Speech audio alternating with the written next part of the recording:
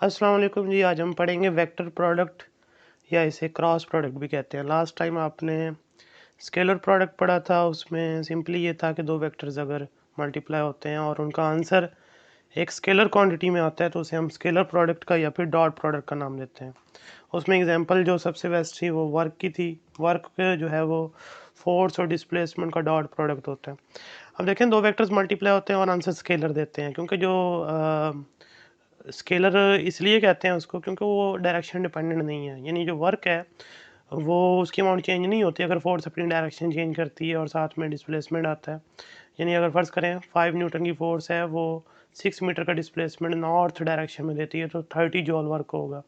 और अगर वही जो है ना 5 न्यूटन की फ़ोर्स 6 मीटर का डिस्प्लेसमेंट किसी और डायरेक्शन में देती है, ईस्ट में देती है, तो फिर भी 30 जॉल ही होगा। डायरेक्शन चेंज करने से अगर क्वांटिटी चेंज नहीं होती तो वो स्केलर होती है। अब आज हम जो पढ़ेंगे वो वेक्टर प्रोडक्ट है। इसमें दो वेक्टर्स मल्टीप्लाई होंगे और उनका जो आंसर होगा वो भी एक वेक्टर ही होगा। तो सिंपली पहले डिफाइन किया हुआ है, when the product of two vector result into a vector quantity then product is known as vector product और cross product. A cross B, वहाँ डॉट था, ये क्रॉस है। डॉट मैग्नीट्यूड को शो करता है और यहाँ पर जो क्रॉस है वो रोटेशन को शो करेगा। यानी जो वेक्टर्स होंगे वो रोटेट करेंगे और उसके रिजल्ट में एक नया वेक्टर जनरेट होगा। जैसे ए क्रॉस बी है तो आगे नेक्स्ट जो होगी ए मैग्नीट्यूड बी मैग्नीट्यूड और उनके दरमियान जो भी एंगल होगा उसका sine sine angle sine theta यानी कि, और साथ में यूनिट वेक्टर। अब यूनिट वेक्टर क्यों आया, देखें हमने कहा था इन दोनों ने मल्टीप्लाई होना है, आंसर वेक्टर आना है। तो वेक्टर की जो मैग्नीट्यूड है वो ए बी साइन थीटा ये शो करता है पोर्शन, और ये जो नॉर्मल ये जो यूनिट वेक्टर है ये डायरेक्शन देता है। जो नया वेक्टर आया, नया वेक्टर को इस तरह से लिख सकते हैं ए बी साइन थीटा और साथ में यूनिट वेक्टर, इसको मिला के आप वेक्टर सी कह सकते हैं। अब सी जो है वो ए क्रॉस बी का रिजल्ट है। इसमें ख़ास बात होगी, ये जो एन है ये डायरेक्शन देता है और डायरेक्शन ऐसे होगी हमेशा कि जो सी आएगा यानी जो रिजल्टेंट आएगा इनका वो हमेशा ए और बी के ऊपर परपेंडिकुलर होगा। तो N gives the direction which normal to the plane containing A and B, यानी जिस प्लेन में ए और बी लाई करते हैं हमेशा जो एन होगा यानी जो आंसर होगा वो वेक्टर उसके ऊपर परपेंडिकुलर रहेगा। अब ये हम इसकी डायरेक्शन जो है ना वो राइट हैंड रूल से ऑब्टेन करते हैं।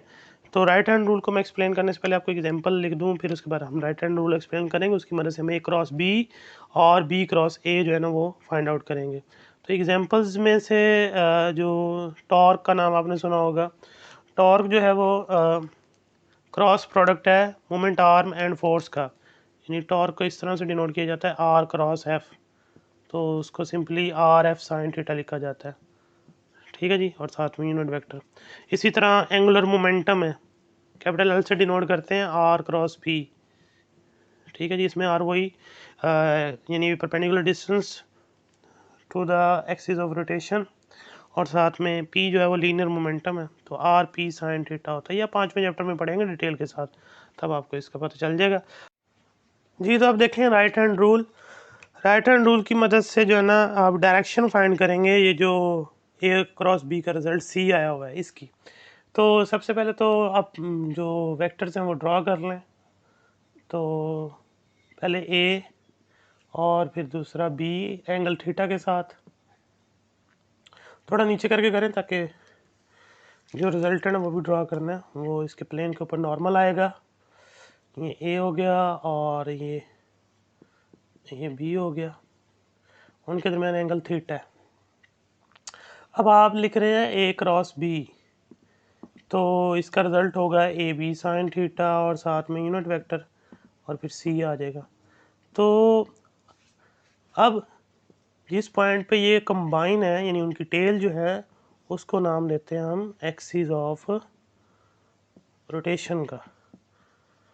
तो एक्सिस ऑफ रोटेशन को जो है ना आप राइट हैंड में ग्रिप करें इस तरह से, यानी एक लाइन इमेजिन कर लें जो एक्सिस ऑफ रोटेशन से पास कर रही है और उसको राइट हैंड में ग्रिप कर लें, और इन वेक्टर्स को रोटेशन देनी है from first vector to second vector by curling your finger of right hand. इस तरह से ये राइट हैंड के फिंगर्स को कर्ल करें जिस तरफ रोटेशन है, रोटेशन इस तरफ है ए से बी, ये एंटी क्लॉकवाइज बनती है। इस तरह करेंगे तो जो रेड थंब होगा वो आपको रिजल्टेंट सी की डायरेक्शन देगा, जो कि इस टाइम किस तरफ आ रहा है, अपवर्ड, यानी आउट ऑफ द पेज। तो आउट ऑफ द पेज आ रहा है तो वो इस तरह से जाएगा इस तरफ से, तो ये सी आ गया और साथ ये इसका यूनिट यूनिट वेक्टर। तो ये इस प्लेन ए बी के ऊपर क्या है, परपेंडिकुलर है, यानी जो सी है वो इस प्लेन के ऊपर परपेंडिकुलर जिसके अंदर ए और बी लाई करते हैं। तो ये इस तरह से आप ए क्रॉस बी की डायरेक्शन फाइंड कर सकते हैं। ये जो रिजल्ट है ये ए क्रॉस बी है।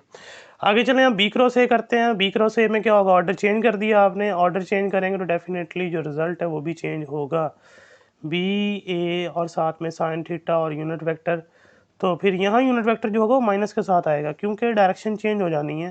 डायरेक्शन कैसे चेंज होगी, देखें रोटेशन डिपेंडेंट है ये। देखिए दोबारा से ये वेक्टर ए हम ड्रा करते हैं और ये वेक्टर बी ड्रा करते हैं और उनके दरमियान एंगल थीटा मौजूद है। अब रोटेशन बी टू ए होगी क्योंकि ऑर्डर में हमारा पहले बी है फिर ए है। अब देखें अब क्लॉकवाइज हो गई, क्लॉकवाइज आप उसको करेंगे फिंगर्स को कर्ल तो थंब जो है ना डाउनवर्ड जाएगा यानी इनटू द पेज जाएगा। तो सी इस तरफ आ जाएगा। अब सी आ गया और साथ में जो यूनिट वेक्टर है वो माइनस साइन क्योंकि डाउनवर्ड आ गए। तो अभी भी ये उस प्लेन के ऊपर परपेंडिकुलर ही है जिसके अंदर ए और बी लाई करते हैं, लेकिन अब क्या है, अब डाउनवर्ड है इसलिए माइनस का साइन आ गया। तो ये जो राइट हैंड रूल है ये सिंपली क्या है कि आपने अपनी फिंगर्स को, राइट हैंड के फिंगर्स को रोटेशन देनी है from first vector to second vector. तो जो थ्रू स्मॉल एंगल जो उनके दरमियान होगा और जो आपका रिट थंब आएगा वो आपको डायरेक्शन देगा प्रोडक्ट ऑफ वेक्टर्स की, यानी ए क्रॉस बी की या बी क्रॉस ए की। ठीक है जी। इसमें अब इसकी प्रॉपर्टीज़ की तरफ चलते हैं और जैसे आपने स्केलर प्रोडक्ट की पढ़ी थी इसकी भी प्रॉपर्टीज़ हैं जी। तो अब इसकी करैक्टरिस्टिक देखते हैं। पहली जो करैक्टरिस्टिक है वो अभी आपने देखी, हमने ए क्रॉस बी का रिज़ल्ट फाइंड आउट किया, वो राइट हैंड रूल के मुताबिक उसका रिज़ल्ट अपवर्ड आता है आउट ऑफ द पेज। और ए बी क्रॉस ए किया तो जो उसका रिज़ल्ट है वो डाउनवर्ड आता है according to right hand rule यानी इन टू द पेज। दोनों का रिज़ल्ट सेम नहीं है तो इसलिए ये कम्यूटेटिव नहीं है। तो ए क्रॉस बी जो है वो बराबर होगा माइनस बी क्रॉस ए के, क्योंकि आपने अभी देखा ए क्रॉस बी का जो रिज़ल्ट आया था वो ए बी साइन थीटा और साथ में यूनिट वेक्टर जो था वो मौजूद था। तो जैसे आप सी से डिनोट कर रहे थे। उसके बाद नेक्स्ट जो है वो बी क्रॉस ए किया था। तो बी क्रॉस ए करने से क्या हुआ था कि जो यूनिट वेक्टर था उसके साथ माइनस का साइन क्योंकि डायरेक्शन डाउनवर्ड आई थी और जो रिज़ल्ट है वो माइनस सी पे आया था। ठीक है जी। तो ये कम्यूटेटिव नहीं है, ये पहली प्रॉपर्टी इसकी। अब नेक्स्ट देखें, अगर वेक्टर परपेंडिकुलर हो तो फिर उसका डॉट क्या आएगा, सॉरी क्रॉस क्या आएगा। तो if two vectors are perpendicular, अगर दो वेक्टर परपेंडिकुलर होंगे तो आंसर क्या आएगा। देखें इसमें रिज़ल्ट मैक्सिमम होगा। सपोज करें ये वेक्टर ए है और ये वेक्टर बी है, उनके दरमियान एंगल 90 का है। तो रिज़ल्ट जो होगा वो इसके ऊपर इस तरह से होगा, इस जगह पे। इसको ड्रॉ नहीं कर सकते हम लेकिन इमेजिन कर सकते हैं। तो ये 90 डिग्री के साथ इसकी मैक्सिमम वैल्यू देगा जब रोटेशन, तो रोटेशन अगर ए क्रॉस बी है तो इस तरफ होगी और राइट हैंड रूल के मुताबिक ये अपवर्ड आ जाएगा। तो हम इसको देखते हैं, ए क्रॉस बी और ए बी साथ में साइन 90, साइन 90 होगा। तो साइन 90 अगर फाइंड करेंगे कैलकुलेटर से आप 1 आता है, या आपको वैसे भी याद होना चाहिए। तो ये सिंपली रिज़ल्ट आ गया ए बी और साथ यूनिट वेक्टर। ठीक है जी। अब साथ यूनिट वेक्टर की ही बात कर लेते हैं यहाँ पे। In case of unit vector, अब उसमें क्या था, आई जे और के। तो सबसे पहले हम आई क्रॉस जे की बात कर लेते हैं। देखें आई और जे, ये देखें ये परपेंडिकुलर है तीनों, ये एक्स है तो आई, ये वाई है तो जे, ये जेड है तो ये के। देखें आई क्रॉस जे परपेंडिकुलर, उनका रिज़ल्ट उसके ऊपर परपेंडिकुलर होगा, वो जेड यानी के आया राइट हैंड रूल के मुताबिक। उसके बाद आगे नेक्स्ट देखें, आई क्रॉस जे, जे क्रॉस के कर लें, जे क्रॉस के करेंगे। देखें जे और के, ये इसका जो रिज़ल्ट आया देखें इस तरफ आएगा। अगर ऐसे रोटेशन देंगे तो ये आ जाएगा आई। और तीसरी जो चीज़ आएगी वो आएगी आई के क्रॉस आई, तो उसका रिज़ल्ट क्या आएगा, जे, जो उसके ऊपर परपेंडिकुलर होगा। तो ये याद रखना, इसमें से एक आपको जस्टिफाई करके दिखा देता हूँ। यानी कि आई क्रॉस जे अगर आप कर रहे हैं तो इसका रिजल्ट के कैसे है। देखें आई की मैग्नीट्यूड 1, जे की मैग्नीट्यूड 1 और साथ में उनके दरमियान एंगल साइन 90। अब साथ आता है यूनिट वेक्टर। यूनिट वेक्टर इनके ऊपर परपेंडिकुलर होगा, आई और जे के ऊपर परपेंडिकुलर के होता है यानी जेड। तो ये 1 साइन 90 भी 1 और साथ में यूनिट वेक्टर के, और ये के ही आ जाएगा। इस तरह ये दो भी प्रूफ हो सकते हैं। तो अब नेक्स्ट जो है वो पैरेलल वेक्टर और एंटी पैरेलल वेक्टर देखते हैं। If two vectors are parallel or anti parallel, parallel और एंटी पैरेलल होंगे तो फिर तो एक ही डायरेक्शन में लाई करेंगे। अगर पैरेलल है, एंटी पैरेलल तो अपोजिट डायरेक्शन में। तो अगर पैरेलल है तो इस तरह से सिचुएशन आ जाएगी ना, तो फिर तो रोटेट करते रहें, उनके दरमियान मतलब एंगल नहीं है तो कोई रिजल्ट नहीं आ सकता। ठीक है जी। तो देखें ए क्रॉस बी, तो वो क्या आएगा ए बी और साथ में sine zero, sine zero zero answer देता है, सारा आंसर ज़ीरो हो जाएगा। और अगर ये सिचुएशन है ए और बी ये एंटी पैरेलल हैं, तो एंटी पैरेलल होंगे तो 180 आएगा, तब भी वो ओवरलैप कर रहे हैं तो रोटेशन नहीं आ सकती। तो ए और बी और साथ साइन 180, साइन 180 भी आंसर ज़ीरो ही देगा, तो आंसर सारा ज़ीरो आ जाएगा। तो ये तो थे यानी कि इसकी अगली प्रॉपर्टी, यानी आप वेक्टर अगर पैरेलल होगा या एंटी पैरेलल होगा तो उसका क्रॉस पॉसिबल नहीं है।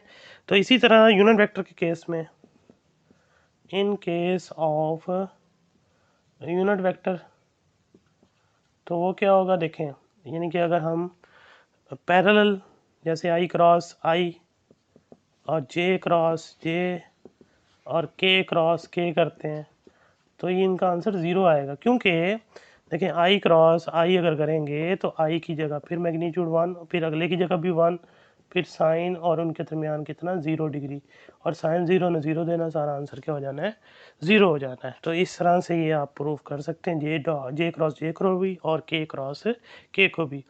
तो सेल्फ प्रॉपर्टी की तरफ चलते हैं। इससे नेक्स्ट जो है जी, तो अब देखें सेल्फ प्रोडक्ट जो होगा, सेल्फ प्रोडक्ट जो है ना वो ए क्रॉस ए अगर लेते हैं तो रिज़ल्ट वैनिश हो जाएगा, ख़त्म हो जाएगा। ए और साथ में साइन ज़ीरो, साइन ज़ीरो जो देगा वो ज़ीरो, तो सारा आंसर क्या हो जाएगा 0 हो जाएगा। तो वेक्टर का सेल्फ प्रोडक्ट जो है वो in case of cross product answer 0 आता है, जबकि आपने डॉट जब पढ़ा था वो मैग्नीट्यूड का स्केयर आया था। ठीक है जी। अब अगली प्रॉपर्टीज़ की तरफ चलते हैं। तो इसमें अगर आपको कंपोनेंट्स दिए गए हों तो देन क्रॉस कैसे लेते हैं, तो उसका दो मेथड हैं उसके, मैं आपको दोनों करके दिखा देता हूँ, जो आपको ईजी लगे वो आप कर लीजिएगा। तो ए एक्स आई, ए वाई जे और ए जेड के, ये ए गिवन है, और बी के जो कंपोनेंट्स वही बी एक्स आई, बी वाई जे और बी जेड के, ये तीसरा कंपोनेंट बी जेड के। अच्छा, ये इसके दोनों वेक्टर्स के कंपोनेंट्स आ गए। अब इनका आप क्रॉस लेते हैं, जब क्रॉस लेंगे तो ए क्रॉस बी करेंगे, और इस साइड पे एक एक कंपोनेंट्स ए एक्स आई, ए वाई जे और ए जेड के आ जाएगा। फिर बीच में साथ में क्या आएगा क्रॉस, क्रॉस आएगा तो बी एक्स आई और बी वाई जे और बी जेड के आ जाएगा। ठीक है जी। तो इसमें पहले क्या होगा, ए जो है वो इन तीनों से मल्टीप्लाई होगा, ए एक्स, फिर ए वाई तीनों से मल्टीप्लाई होगा, फिर ए जेड इन तीनों से मल्टीप्लाई होगा, साथ में मैग्नीट्यूड मल्टीप्लाई होगी और वेक्टर वेक्टर से मल्टीप्लाई होगा। तो देखें ए एक्स और बी एक्स, ए एक्स बी एक्स आ गया, और साथ में क्या आएगा आई क्रॉस आई। ठीक है जी। उसके बाद नेक्स्ट जो आएगा वो ए एक्स और बी वाई, तो लिखेंगे ए एक्स और बी वाई, और साथ क्या आएगा आई क्रॉस जे। ठीक है जी। उसके बाद नेक्स्ट ए एक्स और बी जेड आएगा, और वो होगा आई क्रॉस के। ठीक है जी। अब नेक्स्ट बारी है बी की, तो बी एक्स और सॉरी ए वाई और बी एक्स, यानी अब ए वाई की बारी है तीनों से मल्टीप्लाई होने की। ए वाई बी एक्स और साथ आएगा जे क्रॉस आई, और फिर आएगा नेक्स्ट ए वाई और बी वाई, यानी कि जे क्रॉस जे, उसके बाद नेक्स्ट ए वाई और बी जेड जे क्रॉस के, फिर नेक्स्ट लास्ट ए जेड की बारी, ए जेड और बी एक्स के क्रॉस आई, उसके बाद ए जेड और बी वाई और वो आएगा के क्रॉस जे, और नेक्स्ट जो होगा वो ए जेड और बी जेड और वो आएगा के क्रॉस के। ये सिंपल मल्टीप्लिकेशन है जैसे आप मैथ में करते हैं। अब नेक्स्ट देखिए, इनके रिजल्ट्स पुट करने हैं। अभी आपने देखा जो आई क्रॉस आई, जे क्रॉस जे, के क्रॉस के, इनका आंसर ज़ीरो था, तो ये तो ज़ीरो हो जाएंगे वैसे ही। ये वाली टर्म और ये ए जेड बी जेड वाली टर्म, ये तीन टर्म ज़ीरो हो जाएंगी। बाकी इनका रिजल्ट पुट करते हैं। तो इनका रिजल्ट जो है वो कैसे पुट करेंगे, देखें वही दोबारा आई क्रॉस जे, इनका रिजल्ट के था, तो आप इसके साथ ए एक्स बी वाई लिख के और साथ के लिख दें, ठीक है जी। और इसके साथ नेक्स्ट आई क्रॉस के, जबकि के क्रॉस आई का रिजल्ट जे था तो इसका माइनस जे आएगा, तो क्या होगा जी, देखें ए एक्स और बी जेड आ जाएगा और साथ में माइनस जे। माइनस क्यों, क्योंकि ऑर्डर चेंज है, के क्रॉस आई होता तो प्लस जे आता, और अगर आई क्रॉस के है तो माइनस आएगा। जैसे वहाँ पे आपने ए क्रॉस बी और बी क्रॉस ए किया था, बी क्रॉस ए का रिजल्ट माइनस ही आया था, इसी तरह के क्रॉस आई का रिजल्ट माइनस जे आएगा। नेक्स्ट चलिए आई क्रॉस आई, जे क्रॉस आई क्रॉस जे था तो आपका माइनस प्लस के था, अब जे क्रॉस आई है तो माइनस के आएगा, तो इसको यहाँ लिख दीजिए ए वाई और बी एक्स और साथ में आ जाएगा माइनस के, ठीक है जी। और नेक्स्ट जे क्रॉस जे ज़ीरो, उससे आगे जे क्रॉस के, ये आंसर आई आएगा, ए वाई बी जेड और साथ में क्या, जे क्रॉस के का आंसर आएगा आई, ठीक है जी। और उससे आगे नेक्स्ट जो है वो के क्रॉस आई है, के क्रॉस आई का रिजल्ट क्या आएगा, प्लस जे आएगा। तो देखें ए जेड और बी एक्स और साथ आ जाएगा जे। नेक्स्ट के क्रॉस जे का रिजल्ट क्या आएगा, के क्रॉस जे क्रॉस के का तो आई था, इसका माइनस आई आ जाएगा। अब देखें हर वैल्यू दो दो टर्म में है, जैसा कि यानी कि अगर आई देखें वो दो हैं, जे दो हैं और के दो हैं, तो इनमें से ये कॉमन ले लें और इनको यानी कि रीअरेंज करें। पहले आई वाली टर्म देख लें, इन दो में से आई कॉमन आता है, तो आई अंदर बचेगा ए वाई और बी जेड और फिर साथ में प्लस, बल्कि माइनस आएगा क्योंकि माइनस हम कॉमन नहीं ले रहे, तो माइनस ए जेड और बी वाई और साथ आ जाएगा आई। फिर अगली टर्म देखें जे और जे, इनमें से दो निकाल लें, देखें ए जेड और बी एक्स और फिर प्लस ए एक्स और बी जेड और साथ क्या आ जाएगा, जे कॉमन आ जाएगा, माइनस बीच में रहेगा। उसके बाद नेक्स्ट के की बारी है, के वाली टर्म जो है वो पहले ए एक्स और बी वाई है और उसके बाद फिर बीच में माइनस ए वाई और बी एक्स और ये के बार कॉमन आ जाएगा, तो ये क्रॉस बी का रिजल्ट आ गया। ये एक मेथड तो ये था। एक डिटर्मिनेंट वाला है। डिटर्मिनेंट वाला कैसे है कि आप ए क्रॉस बी लिखेंगे, ए क्रॉस बी लिखा है तो आप उसको डिटर्मिनेंट फॉर्म में ले जाए। डिटर्मिनेंट आपने 9th क्लास में सुना होगा, चैप्टर नंबर 1 है मैथ का। तो पहली रो में लिख दें आई जे और के, उसके बाद फिर आप ए एक्स ए वाई और बी ए वाई और ए जेड, पहले ए के कोऑर्डिनेट्स कह लो, ए के कंपोनेंट्स, उसके बाद बी के components B X B Y और बी जेड, ठीक है जी। नेक्स्ट जो है अब इसमें आपने पहली रो से एक्सपेंड करना है।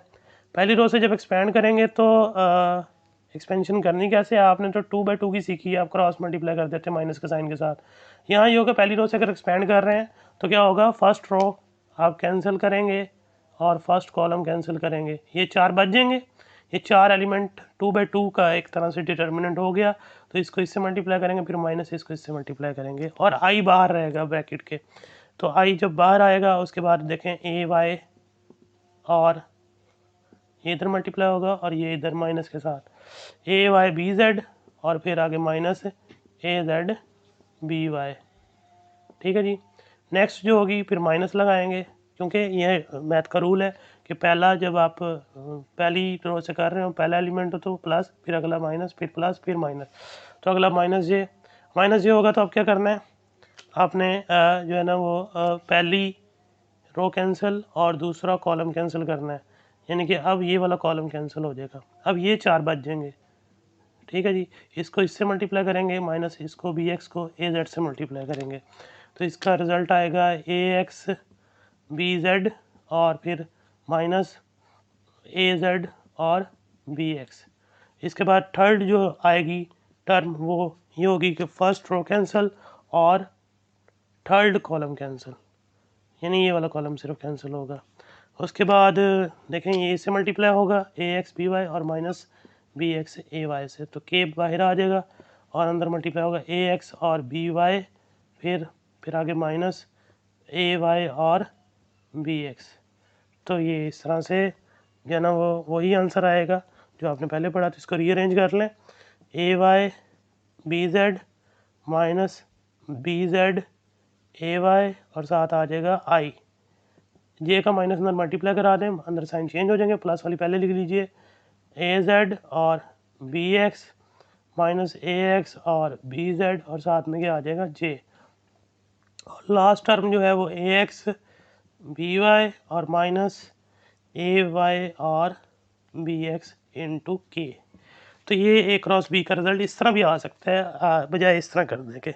तो जैसे आपको वेक्टर्स गिवन होंगे, हमें नंबर्स गिवन होंगे ये तीन तीन दोनों के, तो हम यहाँ पुट करके फर्स्ट रो से एक्सपेंड कर लेंगे, ये मज़ीद सिंप्लीफाई हो जाएगा। अभी फिलहाल तो नहीं हुआ। अब इसका एक और शॉर्ट क्वेश्चन है, वो प्रॉपर्टी भी है इसकी, वो देखते हैं। देखें अब लास्ट इसकी प्रॉपर्टी, ये शॉर्ट क्वेश्चन भी आता है, show that area of parallelogram is equal to the cross product of two vectors. तो ये प्रूव करना था छोटा सा। अब सपोज करें ये दो वेक्टर्स हैं ए और बी और उनके दरमियान एंगल थीटा। अब हम क्या करते हैं, इसको थोड़ा सा डॉटेड से मॉडिफिकेशन करते हैं। ये देखें ये पैरेलल ए हमने ड्रा कर ली और ये पैरेलल टू बी वेक्टर हमने ड्रा कर ली साइड, ये पैरेललोग्राम बन गई। अब पैरेललोग्राम का एरिया फाइंड करने के लिए हमें यहाँ से परपेंडिकुलर ड्रा करना होगा। ये परपेंडिकुलर यहाँ आ गया तो ये आया बी साइन थीटा, यानी कि बी का वाई कंपोनेंट, ये बी कॉस थीटा। अब एरिया ऑफ पैरेललोग्राम क्या होता है, एरिया जो होता है वो बेस इंटू हाइट होता है, बेस इंटू हाइट, ठीक है जी। अब इसमें बेस है क्या, यहाँ पे ये बेस है जो ए की मैग्नीट्यूड है, मैग्नीट्यूड ऑफ ए, और उसके साथ हम किसको मल्टीप्लाई करेंगे, अब हाइट, हाइट क्या आई है यहाँ पे बी साइन थीटा, तो यहाँ आप बी साइन थीटा प्लेस करें, तो क्या करेंगे आप ए बी साइन थीटा। अब साइन खत्म कर दें तो आप क्या लिख देंगे ए क्रॉस बी, ये एरिया आ गया, ये एरिया ऑफ पैरेललोग्राम प्रूफ हो गया। इसके साथ ही ये टॉपिक कंप्लीट होता है, ये बड़ा इंपॉर्टेंट है। इससे रिलेटेड एक एग्जांपल है, वो मैं आपको जब न्यूमेरिकल करवाऊंगा फिर उसी के साथ ही करवा दूंगा। तो टिल देन टेक केयर।